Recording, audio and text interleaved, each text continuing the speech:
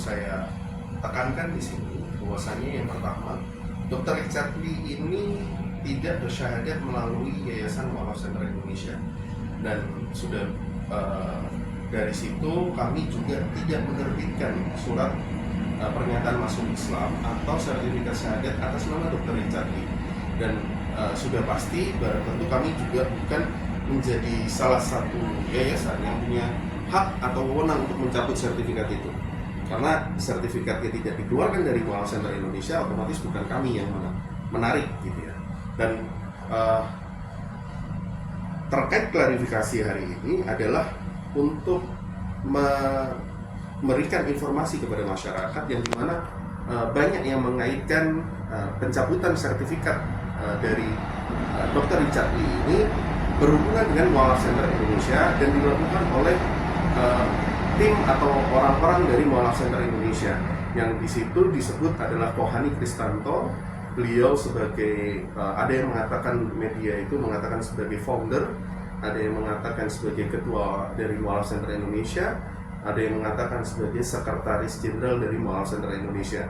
Nah, di sini saya perlu tekankan bahwa Kohani bukan sebagai founder dari Mu'alaf Center Indonesia dan tidak pernah menjadi ketua dari Mu'alaf Center Indonesia, dan beliau hanya pernah menjabat di sekretaris jenderal pada tahun 2014 sampai tahun 2016-an.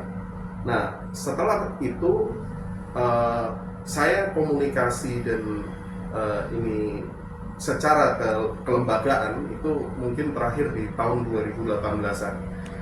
Kalau kemarin klarifikasi saya yang ada di media sosial dari Mu'alaf Center Indonesia mengatakan 2018 beliau keluar, karena seingat saya pada saat itu sampai di tahun 2018, tapi ketika saya minta tim staff di MCI untuk ngecek data terakhir itu, Kohani itu sudah tidak berada di jajaran pengurus Mu'alaf Center Indonesia sejak tahun 2016.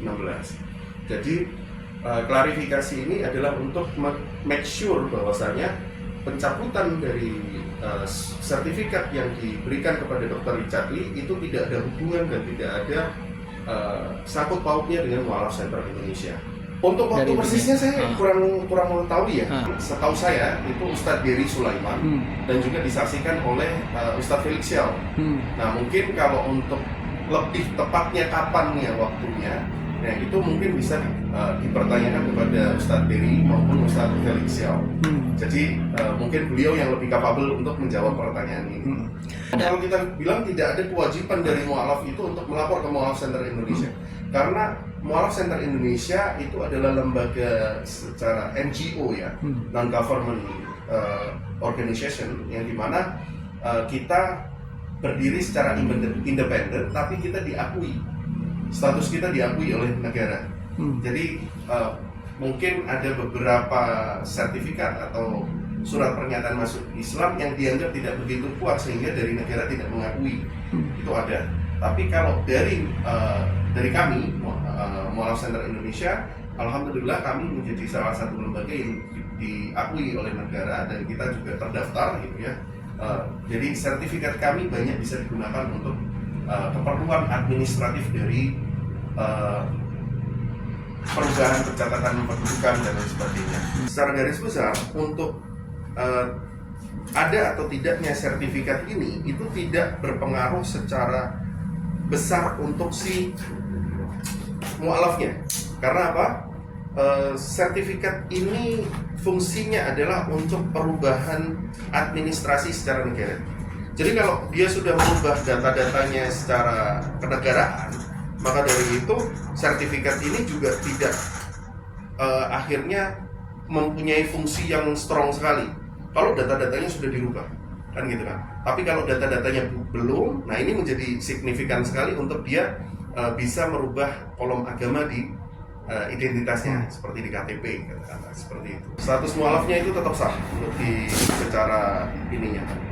Jadi tidak serta-merta sertifikat itu ketika dicabut status mu'alafnya jadi batal tuh. Nggak seperti, sekali lagi kita lihat di dalam fenomena ini gitu kan, di mana Dr. Richard Lee itu dengan secara terbuka menunjukkan bahwa beliau sudah masuk Islam dan beliau sudah bersyahadat gitu ya. Di sini kita bisa memberikan sedikit view bahwa beliau sungguh-sungguh gitu kan untuk masalah keimanannya gitu kan. Dia menunjukkan, dia men-show off-kan bahwa beliau sudah convert to Islam. Itu kalau dari saya, dari sisi mana kita bisa mengatakan itu kepura-puraan kan gitu kan.